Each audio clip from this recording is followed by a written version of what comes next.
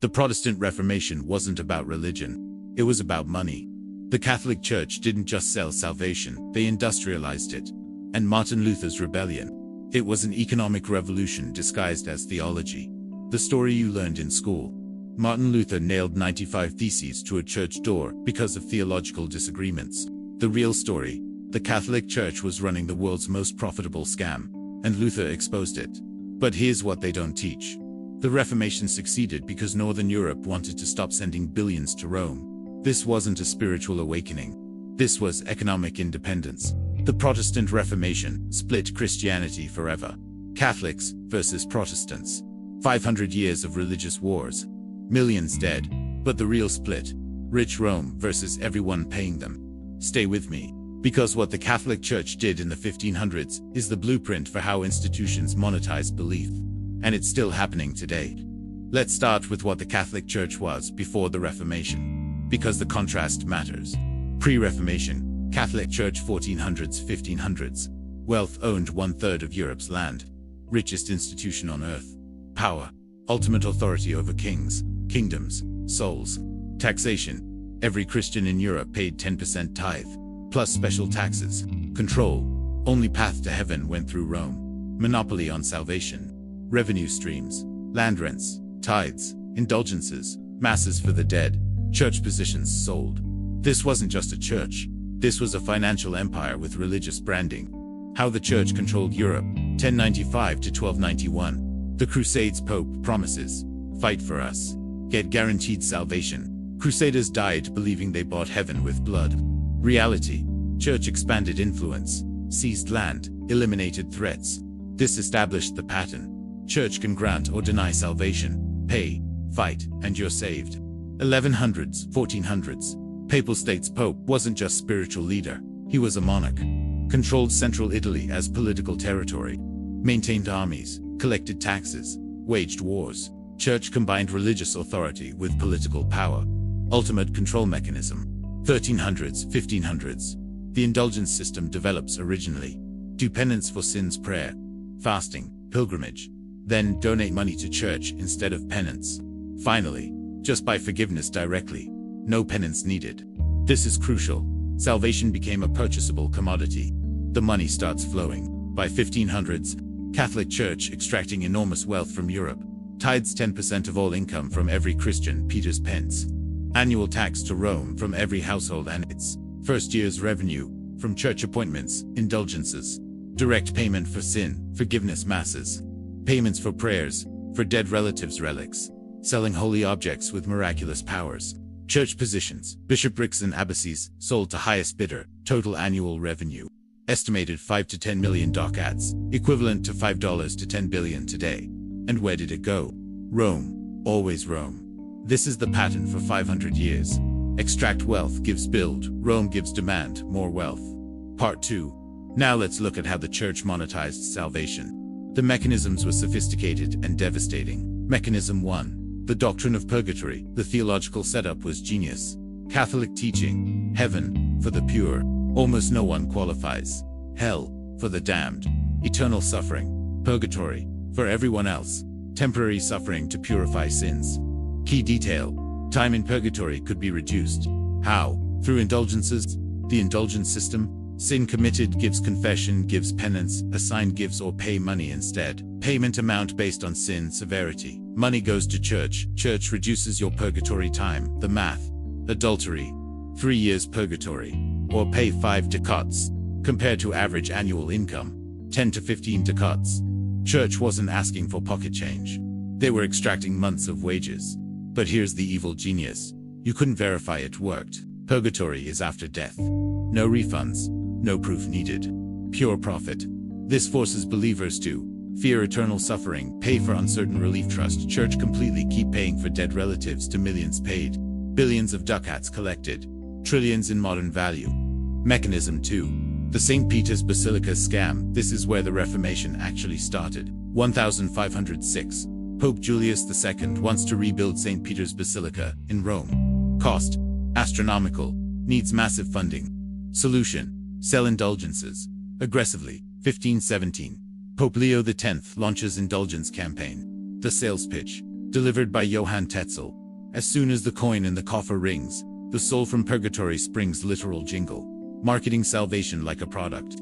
The offer: buy indulgence, reduce purgatory time, buy for yourself or dead relatives, bulk discounts available, payment plans accepted. Tetzel set up shop across Germany, like a traveling salesman, for salvation. The pricing structure: standard indulgences, 1 to 5 ducats. Premium indulgences, major sins, 10 to 25 ducats. Family packages, discounted rates for multiple souls. Noble packages, custom pricing for wealthy families. Revenue target: 2 million ducats over 8 years. Actual revenue, unclear, but estimates suggest 1 to 1.5 million ducats collected. This money wasn't helping the poor, wasn't feeding the hungry, was building the most expensive church in history, to glorify the Pope. In Rome, while Germans starved. Mechanism 3. The church position market. The church sold more than forgiveness.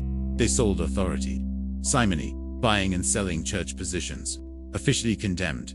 Actually practiced everywhere. How it worked: want to become a bishop? Pay Rome.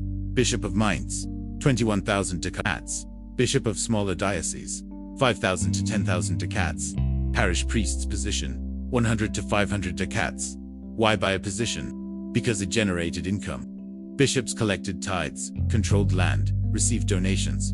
Position pays for itself. Example: Albert of Brandenburg, 1514. Albert wants to be Archbishop of Mainz. Problem: he's already Archbishop of 2 other cities. Church law forbids this. Solution: pay Pope Leo X 21,000 ducats for special permission. Problem: Albert doesn't have 21,000 ducats. Solution: borrow from Fugger banking family. Pope's deal: let Albert sell indulgences in his territories. Keep half to repay loan. Send half to Rome. This is the scam. Pope sells position. Buyer goes into debt. Pope licenses buyer to scam congregation. Pope gets both position payment and half the indulgence money. Everyone profits, except the believers paying for it all. Mechanism 4. The relic trade. Medieval Catholics believed physical objects could carry divine power. The church exploited this ruthlessly. Relics sold: fragments of true cross, enough wood to build a ship, saints' bones, hair, teeth, Virgin Mary's milk in vials, Jesus's foreskin. Multiple churches claimed to have it. Thorns from crown of thorns, nails from crucifixion. Prices varied wildly. Small relic, 1 ducat. Major relic, 100 ducats. The scam: most were fake. Church knew it, sold them anyway. Why? Relics attracted pilgrims. Pilgrims brought donations. Donations enriched churches. Frederick the Wise's collection. Frederick, Elector of Saxony, collected 19,013 holy relics. Churches claim viewing his collection reduced purgatory by 1,902,202 years and 270 days. Mathematical precision for completely made-up numbers. And people believed it, paid for it, traveled to see it. The church built an entire economy on manufactured holiness. The human cost was massive. Let's look at the impact, because it wasn't just financial, it destroyed lives. The peasant debt crisis 1500s. By early 1500s, European peasants drowning in church-related debt. Between tithes, taxes, indulgences, masses for dead, and special collections. Average peasant paying 20 to 30% of income to church annually, compared to modern tax rates. 20 to 30% today includes all government services. Church provided confession, mass, vague promises about afterlife. The 1524 to 1525 German Peasants' War, Peasants' Revolt, largest uprising in Europe before French Revolution. Demands: reduce church taxes, stop selling indulgences, allow communities to choose own priests, end serfdom to church lands. The church's response: condemn rebellion, support nobles crushing it. Result: 100,000 peasants killed. Luther's response: sided with nobles, called peasants mad dogs. Reformation didn't help peasants. It helped princes who wanted to keep church money. The fear economy. Church didn't just extract money. They extracted it through terror. Preaching focused on graphic descriptions of hell's tortures, endless duration of purgatory's suffering, uncertainty of salvation without church, danger of dying unconfessed. Parish priests told stories. Dead relatives suffering in purgatory, begging for indulgences, souls trapped for thousands of years for minor sins. Only escape: pay the church. Medieval sermons were horror shows designed to terrify people into payment. The death industry. Masses for the dead became major revenue source. Wealthy families paid for daily masses for deceased relatives in perpetuity. Anniversary masses, special prayer cycles, monks dedicated to praying for specific souls. Costs 50 to 500 ducats for endowment, ensuring eternal prayers. Churches competed for these endowments, built chantry chapels, hired prayer specialists, an entire economic sector built on fear of dead relatives suffering. The corruption cascade. As church became wealthier, clergy became more corrupt. Documented cases, priests with multiple wives, mistresses, celibacy unenforced, bishops never visiting their diocese, absentee landlords, monks owning property, drinking, gambling, vow of poverty, ignored cardinals, living in palaces with private armies. Pope Alexander VI, 1492 to 1503, had multiple children with mistresses, sold cardinal positions to fund wars, hosted orgies in Vatican, poisoned rivals. This wasn't aberration. This was the system working as designed. Extract maximum wealth, spend on luxury and power, ignore hypocrisy. The literacy suppression. Church banned Bible translation into common languages. Why? Because Bible reading would reveal Jesus condemned wealth accumulation. Early Christians shared possessions. No biblical basis for purgatory. Indulgences. Papal authority. Bible remained in Latin. Only clergy could read it. Controlling information, controlled belief. Punishment for unauthorized Bible translation. Death by burning. Multiple reformers burned alive for translating scripture. The church protected its revenue stream by controlling access to its own source material. Let's look at specific cases of church extraction. Real examples. Documented. Case 1. The Dominican Indulgence Scandal 1517. Johann Tetzel's sales pitch in Germany. Verbatim from witnesses. Don't you hear your dead parents crying out, "Have mercy on us. We are in terrible punishment, and you could release us with just a small donation." Tetzel set up in town squares with theatrical presentations of purgatory's horrors, testimonials from satisfied customers, urgency tactics, limited time offer. Pricing tiers based on social class. Documented sales. Sold indulgence to man for future sin, planned adultery. Offered group rates for entire villages. Promised release of souls the instant coin hits collection box. Revenue from Tetzel's German tour. Approximately 200,000 ducats, equivalent to $200 million today. Half went to Archbishop Albert's debt, half to Rome for St. Peter's. None to the people who paid. Case 2. The Fugger Banking Partnership. The Fugger family, German bankers, financed the entire indulgence system. How it worked. Fugger's loan Albert, of Brandenburg, 21,000 ducats for archbishop position. Pope authorizes indulgence sales in Albert's territories. Fuggers set up collection points. Manage money. Fuggers take their cut. Albert's share, send remainder to Rome. Fuggers treated souls like commodities. Built spreadsheets projecting indulgence revenue. They literally calculated return on investment for salvation sales. Peak of monetizing the sacred. Case 3. The English Church Wealth. 1535. Henry VIII conducts survey of church wealth in England. Findings. Church owned 25% of England's land. Annual church income, £320,000. Equivalent to £300 million plus. Today, individual monasteries, richer than most nobles. Church paid almost no taxes to crown. Henry's solution. Dissolve monasteries, seize assets, create Church of England. This wasn't about theology. Henry wanted Rome's English revenue. He succeeded. Seized £1.3 million in church assets, £1 billion plus today. Case 4. The Portuguese Indulgence. Monopoly, 1514. Portugal negotiates exclusive contract with Pope. Deal. Portugal gets monopoly on indulgence sales in Portuguese territories. Why?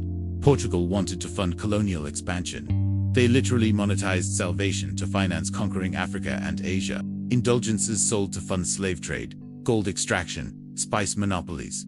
The church authorized this, took a cut, called it holy work. The total extraction historian estimate.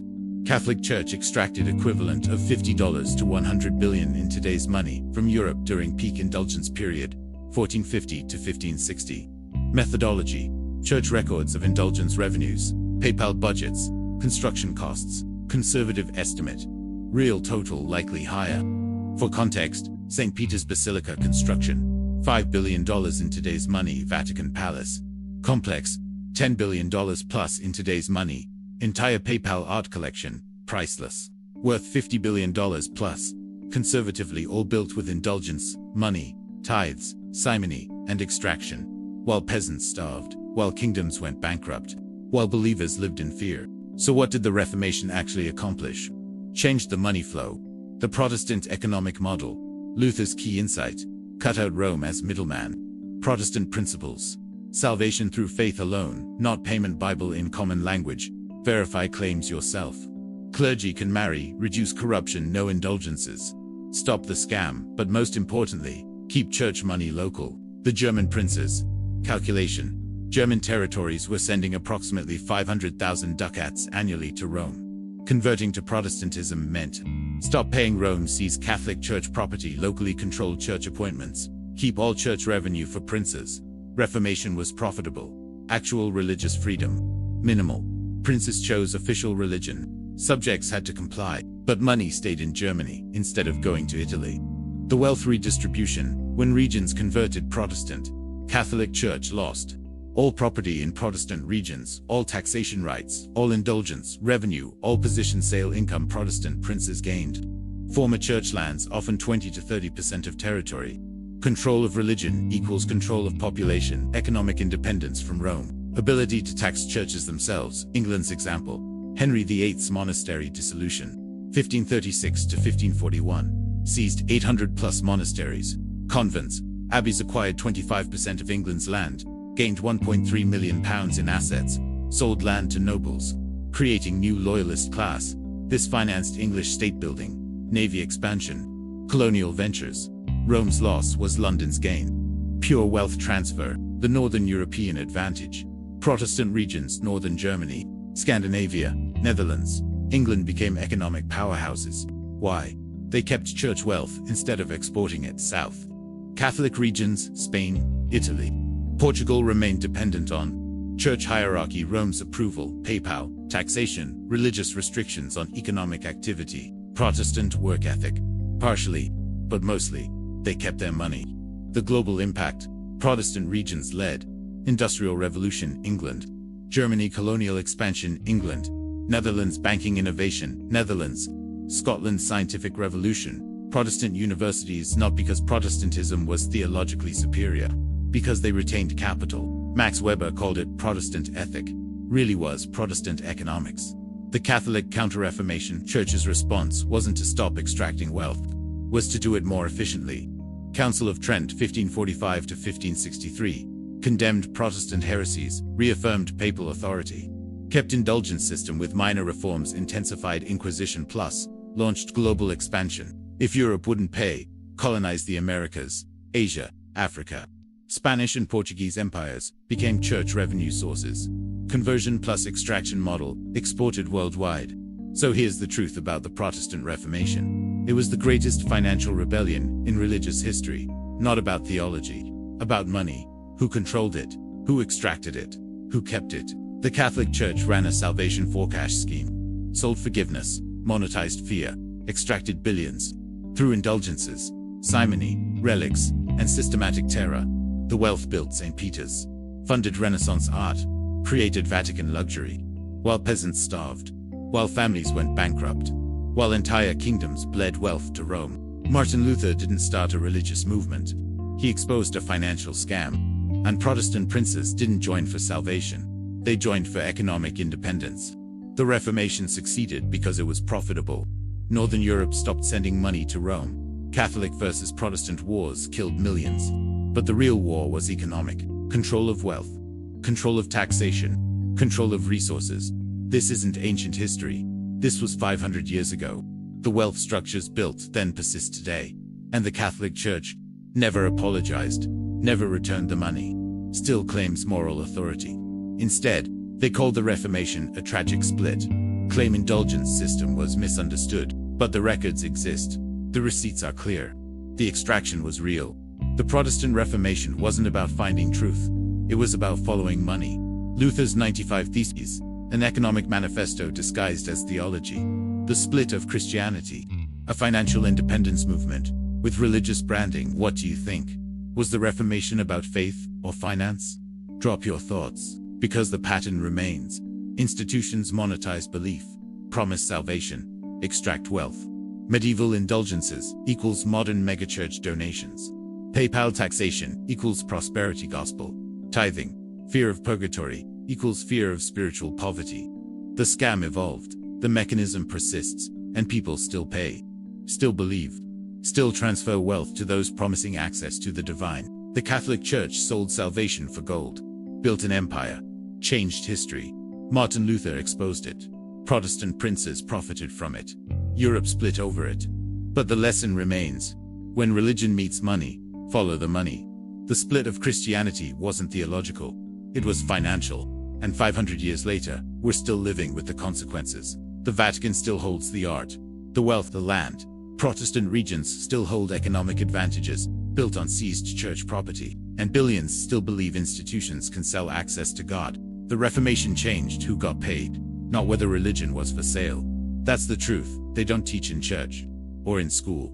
Christianity split over money, not faith, not theology. Money. The numbers don't lie. The history is documented. The extraction was real, and the bill, still being paid, by believers, to institutions, for promises of salvation. Some things never change.